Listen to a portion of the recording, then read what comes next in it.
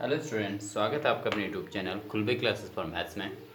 Students, बहुत सारे students के स्पेशल डिमांड पे मैंने ये फिजिक्स की क्लासेस स्टार्ट की हैं, जिसके अंतर्गत हम कल कर चुके हैं, अपने लेक्चर 1 में कर चुके हैं कूलाम के नियम को, और कूलाम के नियम का डेरिवेशन एंड उस पर आधारित हमने न्यूमेरिकल कर चुके हैं स्टूडेंट। ठीक है नहीं? तो आज हम चर्चा करेंगे कूलाम के नियम का सदिश रूप। ठीक है, सदिश रूप कूलाम के नियम का सदिश Rupam coulombs law in vector form. ठीक है ना? वेक्टर फॉर्म में हम कूलाम के नियम को कैसे रिप्रेजेंट कर सकते हैं, तो आज हम इस पर डिस्कशन करने वाले हैं। तो देखिए स्टूडेंट, हमारे इसके अंतर्गत सबसे पहले तो आपको पता होना चाहिए कि कूलाम का नियम जो फॉलो होता है वो केवल होता है दो आवेशों के लिए, तो Q1 Q2। अगर हमारे पास दो आवेश हैं तो इनमें जो है कूलाम का नियम फॉलो होगा, क्योंकि इन दो आवेशों के बीच या तो आकर्षण बल होगा या होगा प्रतिकर्षण बल। ठीक है ना? या आकर्षण बल होगा या कौन सा बल होगा, प्रतिकर्षण बल होगा। ठीक है स्टूडेंट, तो यहाँ पर अगर दो आवेश हमने रखे हैं और इन दो आवेशों के बीच जो डिस्टेंस है अगर r है तो इनके बीच बल लगेगा। और यहाँ पर चूंकि हमने दोनों आवेश पॉजिटिव लिए हैं, Q1 भी पॉजिटिव है, Q2 भी पॉजिटिव है, तो दोनों अगर हमने आवेश पॉजिटिव लिए हैं तो ऐसी स्थिति में इनके बीच जो फोर्स होगा वो होगा प्रतिकर्षण बल होगा। ठीक है ना? ये कौन सा बल होगा, प्रतिकर्षण बल होगा। तो देखिए Q1 आवेश जो है Q2 को धक्का देगा, Q1 आवेश किसको धक्का देगा, Q2 आवेश को। तो Q2 पर जो फोर्स लगेगा उसको हम कहेंगे F21। ठीक है, F21 इसलिए कहा क्योंकि 1 के कारण किस पर लग रहा है, 2 पर, यानी 2 पर जो बल लगा है 1 के कारण। ठीक है, और जो हमारे पास Q2 के कारण Q1 पर बल लगेगा उस बल को हम कहेंगे F12। ठीक है स्टूडेंट, इसको F12 कहा जाएगा। ठीक है, तो ये देखिए अब यहाँ पर हमारे पास दोनों स्थितियों में हमने प्रतिकर्षण बल रिप्रेजेंट कर दिया, यानी कि 2 के कारण 1 पर बल या 1 के कारण 2 पर बल। ठीक है, तो देखिए इसका डेरिवेशन जब हम स्टार्ट करते हैं तो माना दो आवेश कौन से हैं, Q1 व Q2। ठीक है, दो आवेश Q1 और Q2 हैं। ठीक है, जो कहाँ रखे हैं, जो r दूरी पर हैं, r दूरी पर एक दूसरे से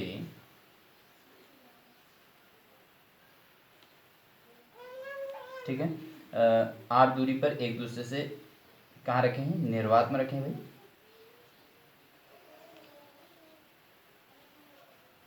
ठीक है, तो ये निर्वात में रखे हुए हैं। अब इनके बीच की जो दूरी है वो r है, इसमें हम सेंटेंस में पूरा लिख चुके हैं, इस पॉइंट को हम कह चुके हैं। ठीक है ना? अब देखिए जो हमारे पास Q1 के कारण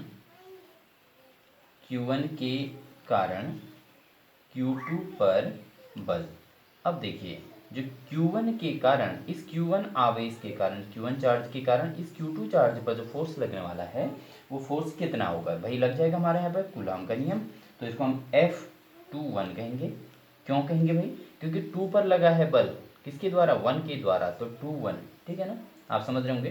तो 2 पर जो फोर्स लगा हुआ है Q1 के कारण उसको हम क्या कहेंगे, F21 कहेंगे। तो 2 पर लगा हुआ बल 1 के द्वारा, तो F21 इज इक्वल टू क्या आ जाएगा, 1/4π0 Q1 Q2 upon are square. ठीक है, 1/4π0 Q1 Q2 upon are square. ये क्या है, आर क्या है, इनके बीच का डिफरेंस है, और ये लगा दिया हमने पूरा कूलाम का नियम। ठीक है ना, कूलाम का नियम आपने कल स्टडी किया था, 1/4π0 Q1 Q2 upon are square coulomb का नियम होता है। ठीक है, लेकिन यहाँ पर एक चीज़ हमें समझना है, जो फोर्स लगा है वो हमारे पास Q2 पर लगा है, किसके द्वारा, Q1 के द्वारा लगा हुआ है। लेकिन इसकी जो जो बल के जो किसके द्वारा किस पर लगा हुआ है, तो ये रिप्रेजेंट करेगा R12, यानी कि ये रिप्रेजेंट करता है कि 1 के द्वारा 2 पर बल लगा हुआ है। ठीक है, और जो ये F21 है ये रिप्रेजेंट करता है कि बल की डायरेक्शन किधर को है, तो 221 यानी कि 2 की ओर को ये बल लगा हुआ है। ठीक है ना, ये 2 की ओर बल लगा हुआ है, और लगा किसके द्वारा है, 1 के द्वारा, तो इसको 1 2 कहेंगे, 1 के द्वारा 2 पर, और यहाँ लगा है 2 से 1 की ओर। ठीक है ना, ये फोर्स हो गया। ठीक है, तो ये हमारा फर्स्ट इक्वेशन हो गया। इसी प्रकार सेकेंड अगर हम निकालें, इसी प्रकार हम Q2 के कारण Q1 पर बल, अगर हम Q2 के कारण Q1 पर बल निकालें स्टूडेंट, तो F कहलाएगा 12।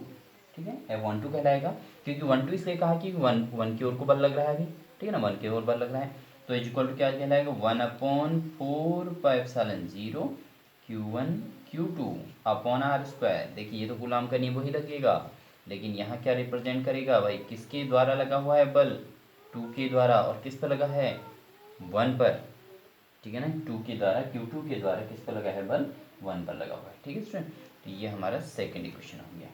ठीक है, सेकेंड इक्वेशन हो गई।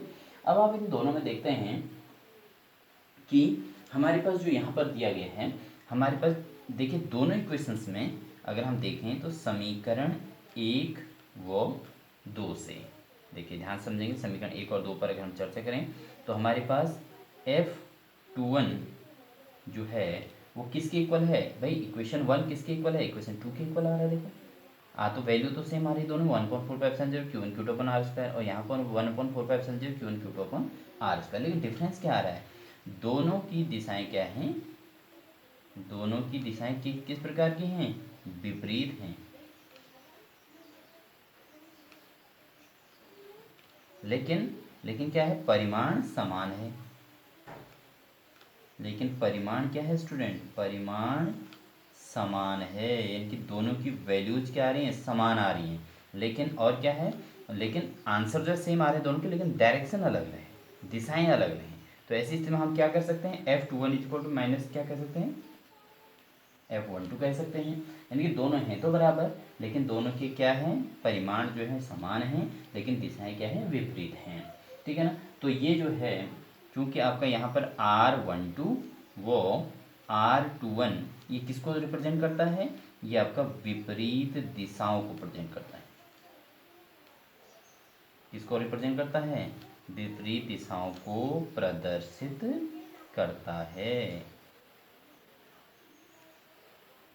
समझ गए स्टूडेंट, तो ये था हमारा कूलाम के नियम का सदिश रूप। तो देखिए कूलाम के नियम का सदिश रूप, इसको भी लिख सकते हैं आप, इसको भी लिख सकते हैं, और फाइनली ये आंसर भी इसका लिखा जा सकता है। तो ये जो है आपके होते हैं कूलाम के नियम का सदिश निरूपण। ठीक है, तो F21 equal to minus F12। ठीक है स्टूडेंट, तो ये तो आपको समझ में आ गया होगा कूलाम के नियम का सदिश निरूपण किस प्रकार से किया जाता है। ठीक है, तो अब हमें इस पे आधारित करना है कूलाम के नियम की इम्पोर्टेंस क्या क्या है। तो ये तो आपका जो है कूलाम के नियम की जो इम्पोर्टेंस है स्टूडेंट्स को आप सीधे सुन लीजिएगा। तो यहाँ पर जो है कूलाम के नियम बहुत बड़ी दूरियों को लेकर बहुत छोटी दूरियों के लिए इसका उपयोग किया जा सकता है, परमाणुवी दूरियों के लिए, नाभिकीय दूरियों तक के लिए सत्य है। अतः इस नियम से न केवल आवेशित वस्तुओं के बीच कार्य करने वाले बलों का ज्ञान होता है, बल्कि उन बलों को भी व्याख्या करने में सहायता मिलती है जिनके कारण किसी परमाणु के इलेक्ट्रॉन उसके नाभिक के साथ बंधकर परमाणु की रचना करते हैं। ठीक है स्टूडेंट, 2 अथवा 2 से अधिक परमाणु परस्पर बंधकर अणु की रचना करते हैं। ये तो आपको पता ही है कि 2 या 2 से अधिक परमाणु से मिलकर क्या बनता है, अणु बनता है। क्योंकि परमाणु सबसे छोटा रूप है, पदार्थ का सबसे छोटा रूप है जो अविभाज्य है, यानी कि जिससे नीचे हम उसके कल्पना नहीं कर सकते, जिससे छोटा वो बन ही नहीं सकता, तो उसको हम परमाणु कहते हैं। और 2 या 2 से अधिक परमाणु अगर मिल जाए तो उससे क्या बनेगा, अणु बनेगा, और अधिक से अधिक अणुओं से मिलकर क्या बन जाता है, पदार्थ बनता है स्टूडेंट। ठीक है नहीं, तो इलेक्ट्रॉन प्रोटॉन न्यूट्रॉन क्या है, ये परमाणु जैसा उतना सूक्ष्मतम चीज़ जो है उसके अंदर के पार्ट हैं। ठीक है ना, उसके अंदर छोटे से उतने छोटे हिस्से के अंदर भी आपके इलेक्ट्रॉन प्रोटॉन और न्यूट्रॉन होते हैं। ठीक है ना, तो ये चीज़ें हैं। तो इनके इलेक्ट्रॉन प्रोटॉन के बीच जो बाउंडेशन होता है उस बाउंडेशन को रिप्रेजेंट करने के लिए भी कूलाम का नियम लग सकता है। ठीक है ना, क्योंकि उनके बीच जो डिस्टेंस होती है वो माइक्रो डिस्टेंस होती है। ठीक है ना, माइक्रो डिस्टेंस है, और वो जो है उनको जो है इलेक्ट्रॉन प्रोटॉन को बांधे रखता है। ठीक है, अगर 2 प्रोटॉन ही प्रोटॉन्स के अंदर आ जाएं तो ऐसी स्थिति में भी वो बताएगा कि उनके बीच फोर्स कितना है, और वो फोर्स होगा आपका कौन सा, वो होगा आपका प्रतिकर्षण बल, यानी कि इम्पल्सन फोर्स। ठीक है ना, ये है। तो 2 या 2 से अधिक परमाणु परस्पर बंधकर अणु की रचना करते हैं, और अनेक परमाणु अथवा अणु परस्पर बंधकर ठोस तथा द्रवों की रचना करते हैं। तो हमारे दैनिक जीवन में अनुभव होने वाले अधिकांश ऐसे बल जो गुरुत्वाकर्षण बल नहीं हैं, वो सारे के सारे वैद्युत बल हैं, और वैद्युत बल किस पर डिपेंड करता है, कूलाम के नियम पर। ठीक है ना, देखो गुरुत्वाकर्षण बल आपने देखा ही है, क्योंकि देखो अगर हम कोई वस्तु को ऊपर फेंकते हैं, जमीन से ऊपर की ओर फेंकते हैं, तो आपने देखा होगा वो वस्तु जमीन पर वापस आ जाती है। तो इसको हम वैद्युत बल नहीं कहेंगे, ऐसा बल, ये बल होता है आपका गुरुत्वाकर्षण बल। गुरुत्वाकर्षण बल के कारण हम जमीन पर आ जाते हैं। जब हम चलते हैं, जब कोई भी व्यक्ति चलता है, तो ऐसी स्थिति में जब हम चल रहे होते हैं तो हमें थकान क्यों होती है? थकान होने का कारण स्टूडेंट वैद्युत बल नहीं है, थकान होने का कारण है गुरुत्वाकर्षण बल। क्योंकि हम उतनी बार पाँव को जब ऊपर उठाते हैं तो पृथ्वी के गुरुत्वाकर्षण बल के विपरीत हम कार्य कर रहे होते हैं, और जब कार्य करते हैं तो थकान अवश्य होगी, यानी ऊर्जा का नुकसान होगा। यानी कि जो हमने खाया है वो एनर्जी हम जो मिली, जो हमारे शरीर में कैलोरीज हैं, वो कैलोरीज नष्ट हो रही हैं, तो उससे क्या हो रहा है, हमको थकान हो जाती है। ठीक है स्टूडेंट, तो ये होता है गुरुत्वाकर्षण की बात। लेकिन इसके अलावा जितने प्रकार के भी बल हैं वो सारे के सारे हैं आपके इलेक्ट्रिक फोर्स, ठीक है ना, उनको सब वैद्युत बल कहते हैं, और उनमें फॉलो होता है कूलाम का नियम। ठीक है ना, कूलाम के नियम के लिए आपके पास कम से कम 2 चार्ज होने जरूरी हैं, 2 या 2 से अधिक चार्ज होने जरूरी हैं। परमाणु के नाभिक के भीतर उपस्थित कणों, जैसे प्रोटॉन और न्यूट्रॉनों के बीच एक अन्य अति तीव्र आकर्षण बल कार्य करता है। देखिए, प्रोटॉन और न्यूट्रॉन के बीच जो है एक तीव्र आकर्षण बल है, जो कि इन कणों को परस्पर बांधे रखता है। आपने पहले भी स्टडी किया होगा कि इलेक्ट्रॉन और प्रोटॉन क्या होते हैं, आपस में एक दूसरे के साथ बंधे हुए रहते हैं। ठीक है नी, इलेक्ट्रॉन प्रोटॉन, क्योंकि वो दोनों एक पॉजिटिव चार्ज है, माइनस चार्ज है, ये तो मैं पहले एक्सप्लेन कर चुका हूँ। तो ये जो है आपस में बंधे रहते हैं, और इस प्रकार के इलेक्ट्रॉन और प्रोटॉन के बंधे रहने को कहते हैं नाभिकीय बल कहा जाता है। ठीक है, ऐसे बल को क्या कहा जाता है स्टूडेंट? नाभिकीय बल कहा जाता है। ठीक है, यह बल कणों के आवेशित तथा अनावेशित होने पर निर्भर नहीं करता।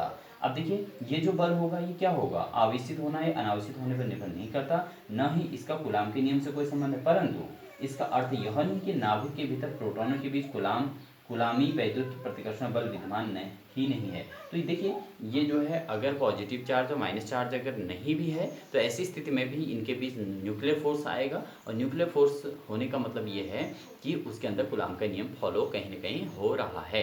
ठीक है स्टूडेंट, तो ये इसमें होता है। यद्यपि यह नाभिकीय आकर्षण बल के सामने बहुत तुच्छ है तथा नाभिक के भीतर महत्वपूर्ण भूमिका निभाता है। यदि यह बल न होता तो भारी नाभिक रेडियोएक्टिव न होते हुए भी यूरेनियम से आगे वाले भारी तत्व स्थायी होते। तो आपने यूरेनियम थोरियम पढ़े होंगे, ये आप नहीं पढ़े तो आगे पढ़ेंगे इसमें। तो जो है यूरेनियम थोरियम है ना, ये क्या है इनके, जिनका 92-235 ये इनके एटॉमिक नंबर वगैरह होते हैं।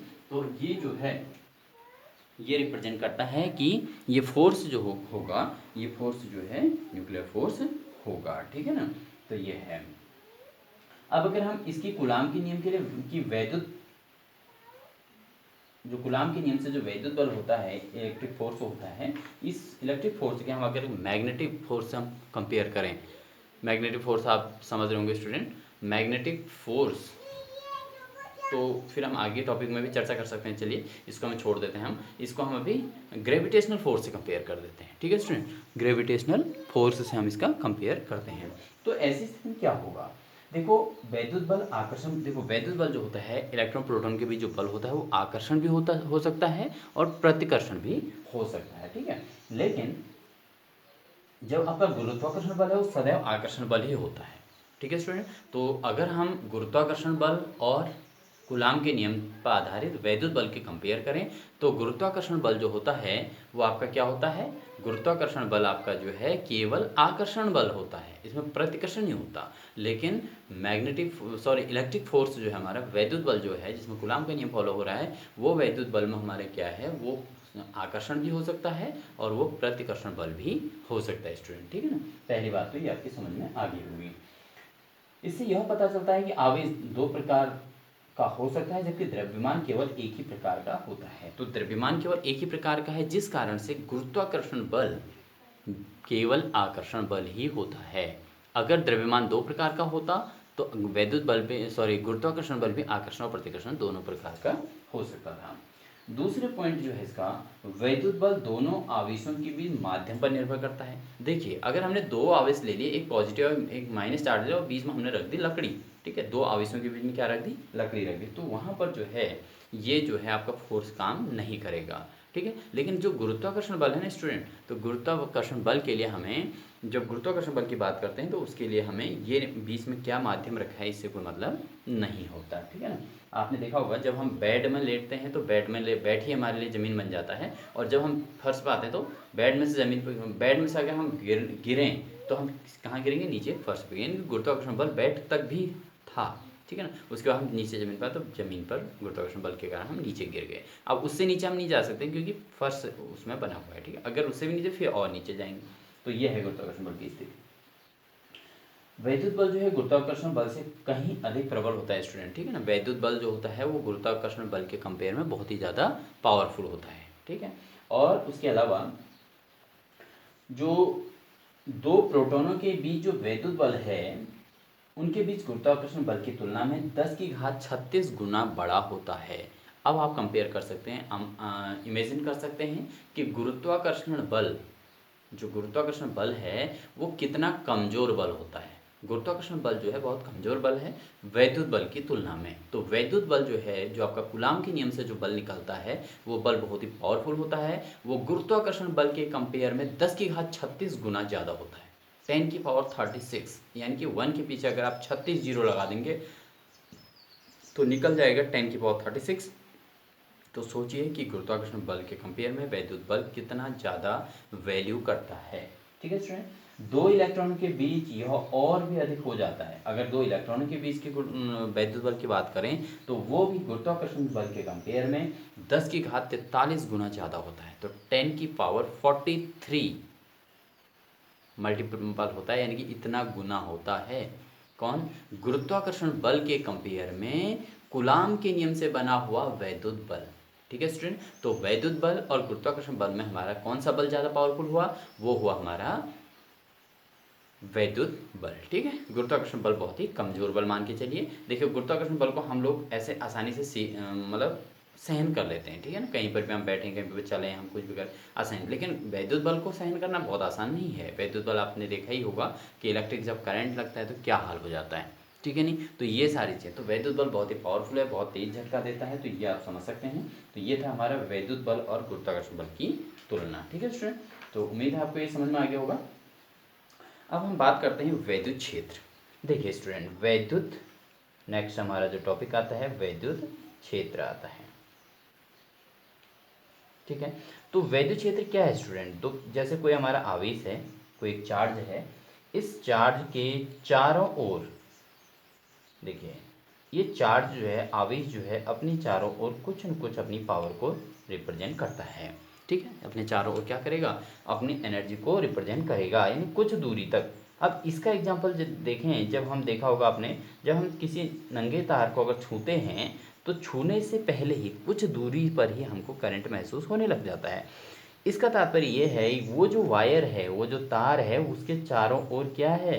वैद्युत क्षेत्र है, ठीक है। इस वायर के चारों ओर क्या है? वैद्युत क्षेत्र। अगर हम यहाँ पर उंगली लगाते हैं तो हमको यहीं से करंट महसूस होगा, और जैसे हम हाथ को इस पर टच करेंगे तो इट मीन्स वो क्या हो जाएगा, हमें जो है बहुत तेज़ का झटका लगेगा, ठीक है। तो ये क्या होता है, वैद्युत क्षेत्र क्या होता है कि किसी भी आवेश के चारों ओर, ये हमने पॉजिटिव आवेश लिया है, प्लस चार्ज लिया, इस आवेश के चारों ओर का वह क्षेत्र जिसमें कोई अन्य आवेश बल का अनुभव करता है उसको हम वैद्युत क्षेत्र कहते हैं, ठीक है ना।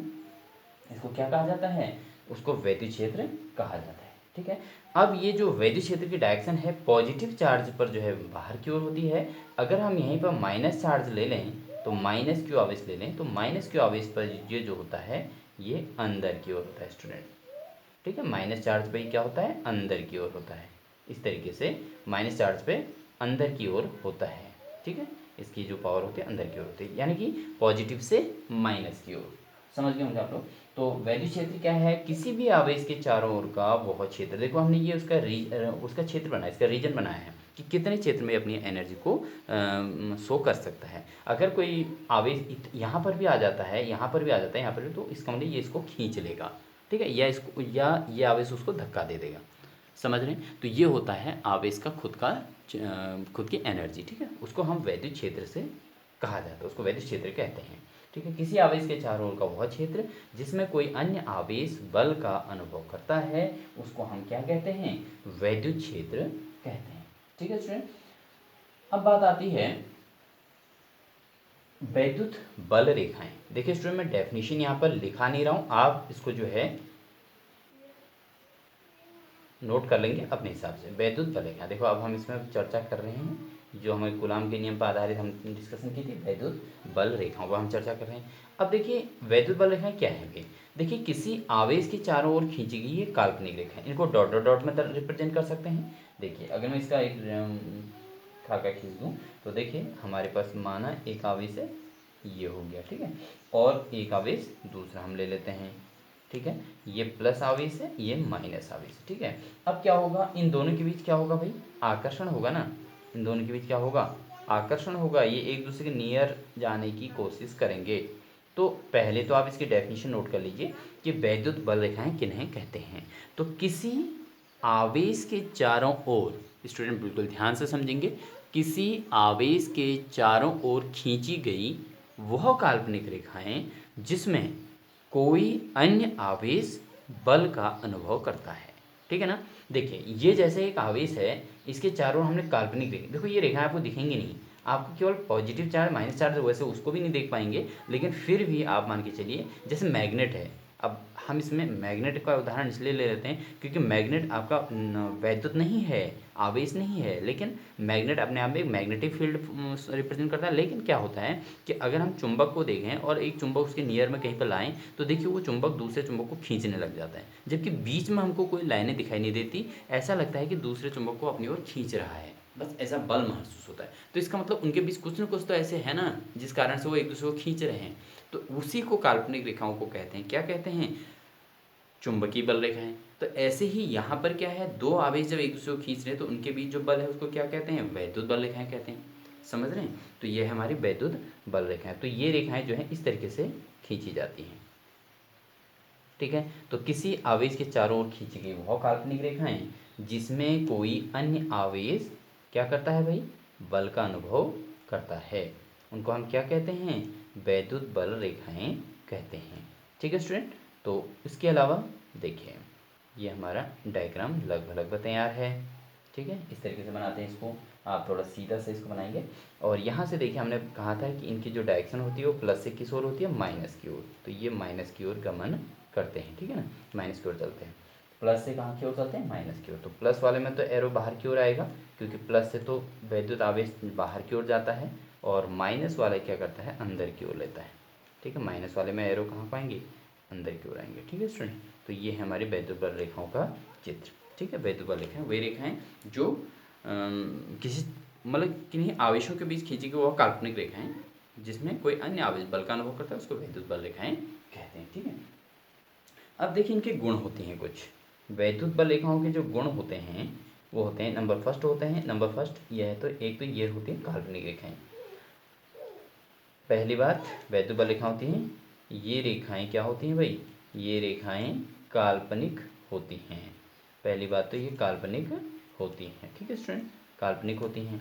सेकंड, ये आपस में, देखिए आपस में प्रतिच्छेद नहीं करती, प्रतिच्छेद का मतलब होता है काटना, ठीक है, आपने देखा होगा यहाँ पे ये आपस में प्रतिच्छेद नहीं कर रही, ठीक है। दूसरा पॉइंट हो गया, प्रतिच्छेद नहीं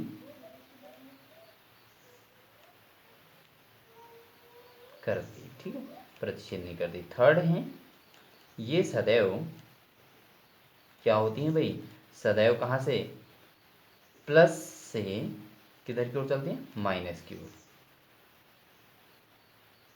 गमन करती हैं, प्लस से माइनस की ओर गमन करती हैं, यानी कि प्लस डायरेक्शन से कहाँ को जाती हैं, प्लस आवेश से कहाँ की जाती है, माइनस आवेश की ओर चलती हैं, ठीक है ना।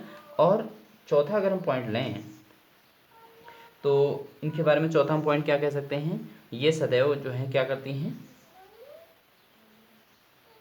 देखिए लगभग पॉइंट हमारा आएगा इसके अंदर। और अगर हम इसकी बात करें तो चौथा पॉइंट में हम ले सकते हैं, इनमें क्या होता है, सिकुड़ने और फैलने का गुण होता है, इनमें क्या हो जाता है, सिकुड़, वैसे तो पॉइंट और भी बन सकते हैं, वो फैलने का गुण होता है, सिकुड़ने और फैलने का गुण होता है।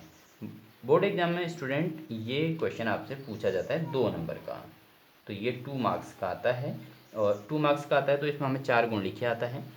वैद्युबल रेखाओं के 4 गुण लिखिए। ठीक है, वैद्युबल रेखाएं किन्हें कहते हैं, वैद्युबल रेखाओं के 4 गुण लिखिए। तो आपने इसकी डेफिनेशन सीधा आंसर लिखना है कि वे रेखाएं जो है किसी आवेश के चारों ओर खींची गई वह काल्पनिक रेखाएं, ठीक है ना, जिसमें कोई अन्य आवेश बल का अनुभव करता है, उनको वैद्युबल रेखाएं कहते हैं। ठीक है, और इनके जो गुण होते हैं, सबसे पहला कि ये रेखाएं काल्पनिक होती हैं, इनको केवल इमेजिन किया जा सकता है, देखा नहीं जा सकता, फर्स्ट पॉइंट। दूसरा, ये आपस में प्रतिच्छेद नहीं करती, यानी कि एक दूसरे को एक काटती नहीं है। आपने देखा होगा इस डायग्राम में देख रहे होंगे, कहीं पर भी हमने इनको आपस में टेढ़ा आड़ा तिरछा नहीं दिखाया है और कहीं पर एक दूसरे को नहीं काट रही हैं। ये सदैव प्लस से माइनस की ओर गमन करती है, यानी कि प्लस आवेश से कहाँ को चलेंगे, माइनस आवेश की ओर। तो प्लस आवेश से तो एरो बाहर की ओर होगा, माइनस आवेश में एरो अंदर की ओर होगा। और इनमें जो है सिकुड़ना फैलने का प्रॉपर्टी भी होती है, यानी कि ये जो है देखो, अगर आप दोनों आवेशों को नज़दीक ले आओगे तो ये क्या हो जाएंगी, सिकुड़ जाएंगी, है ना, चिपक जाएंगी। तो फिर बीच में काल्पनिक रेखा, जैसे ये इलेक्ट्रॉन इस प्रोटॉन के साथ अगर चिपक जाता है तो बताइए काल्पनिक रेखा कहाँ दिखेंगी, नहीं दिखेंगी ना। तो ऐसी स्थिति में ये क्या कहलाएंगी भाई, ये इस तरीके का बन जाएगा। फिर ये अब बताइए इसमें कहाँ पर काल्पनिक रेखाएं होंगी, नहीं होंगी ना। तो ये होता है, तो इस तरीके से आप समझ सकते हैं। तो इनमें सिकुड़ना फैला, अगर इनको आवेशों को हम दूर दूर ले जाएंगे, अगर हमने ये आवेश यहाँ बना दिया, यहाँ बना दिया, तो ये दोनों दूर दूर चले तो काल्पनिक रेखाएं तो बनेंगी ना, यहाँ पे बनेंगी। तो इसलिए इनको सिकुड़ना फैलने का गुण इसको कहा जाता है। ठीक है स्टूडेंट, तो उम्मीद है ये आपको समझ में आ रहा होगा। अब आगे बात करते हैं, ये था हमारे वैद्युबल रेखाओं के गुण। ठीक है, अब बात करते हैं आगे वैद्युत क्षेत्र की तीव्रता। अब आते हैं हम वैद्युत क्षेत्र की तीव्रता।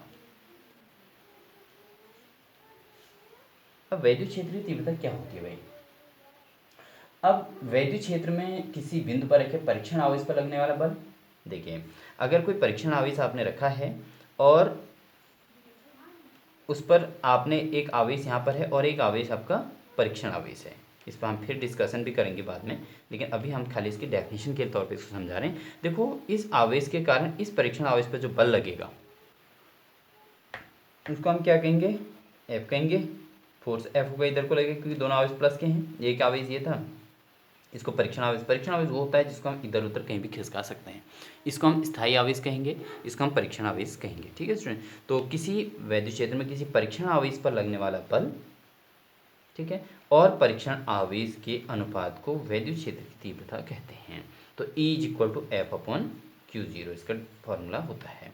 तो दोबारा समझिए, किसी वैद्युत क्षेत्र की तीव्रता किसे कहते हैं, किसी वैद्युत क्षेत्र में, ध्यान से समझेंगे, या वैद्युत क्षेत्र में किसी परीक्षण आवेश पर लगने वाला बल तथा परीक्षण आवेश के अनुपात को वैद्युत क्षेत्र की तीव्रता कहते हैं। बहुत सिंपल डेफिनेशन आपको बता दी है। E = होता है F/Q0। तो Q0 क्या है भाई, परीक्षण आवेश है, और उस पर क्या है, F क्या है, बल है। तो परीक्षण आवेश पर लगने वाला बल और परीक्षण आवेश Q0 के अनुपात को हम क्या कहते हैं, वैद्युत क्षेत्र की तीव्रता कहते हैं, और इसे E से डिनोट किया जाता है। ठीक है ना, और जो इसका मात्रक होगा क्या होगा स्टूडेंट, न्यूटन प्रति कूलाम होगा, क्योंकि F यानी कि फोर्स का मात्रक न्यूटन होता है, और आवेश यानी कि चार्ज का मात्रक क्या होता है, कूलाम होता है। तो ठीक है स्टूडेंट, तो ये था हमारा वैद्युत क्षेत्र की तीव्रता, यानी कि वैद्युत क्षेत्र में किसी परीक्षण आवेश पर लगने वाला बल और परीक्षण आवेश के मान, ठीक है, उन दोनों के अनुपात को, बल और परीक्षण आवेश के मान को के अनुपात को क्या कहते हैं, वैद्युत क्षेत्र की तीव्रता कहते हैं। इसका मात्रक हो जाएगा न्यूटन प्रति कूलाम, क्योंकि F का मतलब फोर्स का मात्रक न्यूटन, बल का मात्रक न्यूटन, और आवेश का मात्रक कूलाम। ठीक है ना, तो इस तरीके से आप इसको समझ सकते हैं। इसके अलावा फिर आगे जो टॉपिक आएंगे हम उन पर फिर डिस्कशन करेंगे। तो स्टूडेंट्स, आपको ये वीडियो कैसी लगी आप कमेंट बॉक्स में ज़रूर जवाब दे देंगे, और इसके अलावा अपने दोस्तों को, अपने सभी फ्रेंड्स को, अपने सबसे रिलेटिव्स, अपने क्लास फ्रेंड, जहाँ भी जो भी स्टूडेंट्स हैं आपके परिचित हैं, उनसे आप इस वीडियो को शेयर ज़रूर करेंगे, और उनसे भी सब्सक्राइब करके ऑल बेल बटन को दबाकर ऑल पर क्लिक करने के लिए कहिएगा, जिससे उनके पास भी डायरेक्टली नोटिफिकेशन पहुंच सके।